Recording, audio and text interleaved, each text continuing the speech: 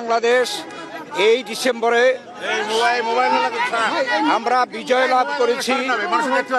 লাখো শহীদের রক্তের বিনিময়ে স্বাধীনতা, সার্বভৌমত্বের জন্য, গণতন্ত্রের জন্য, অর্থনৈতিক মুক্তির জন্য এবং দেশের শান্তি শৃঙ্খলার জন্য।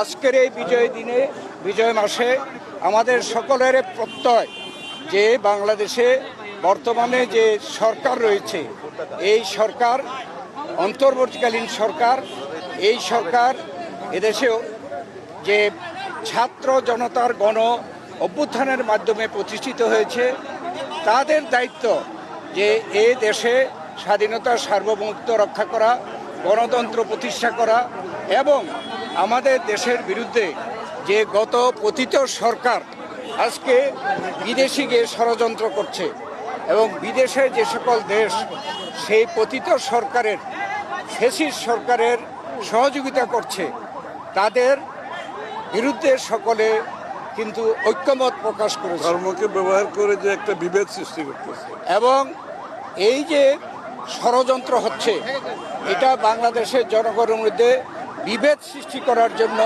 অপচেষ্টা হচ্ছে। অতএব আমরা সরকারের সাথে ঐক্যমত প্রকাশ করেছি যে আমরা সকলে জনগণ যেমনিভাবে জুলাই আগস্টে ছাত্র জনতার গণ অভ্যুত্থানের মাধ্যমে এই ফ্যাসিস্ট সরকারকে বিদায় করা হয়েছে, তাদের এবং তাদেরকে যারা সহযোগিতা করছে, যাদের ষড়যন্ত্রকে, সেইভাবেই এদেশের ছাত্র জনতা সকলে মিলে এই ষড়যন্ত্রকে আমরা সকলে মোকাবেলা করব, এই প্রত্যাশা আমরা সকলে ব্যক্ত করছি। এবং মাননীয় প্রধান উপদেষ্টা বলেছেন জাতীয় ঐক্য সৃষ্টি করার জন্যে তিনি যথাযথ পদক্ষেপ গ্রহণ করবেন। আজকে রাজনৈতিক দলগুলো যারা আমরা উপস্থিত ছিলাম, তারা সকলেই জাতীয় একটি ঐক্য প্রতিষ্ঠার জন্য আমরা একমত হয়েছি। নির্বাচন নিয়ে কিছু বলেছেন আপনারা? আমরা নির্বাচন সম্পর্কেও বলেছি যে এই সরকার ওয়াদাবদ্ধ যে জনগণের অধিকারকে ফিরিয়ে দেওয়ার।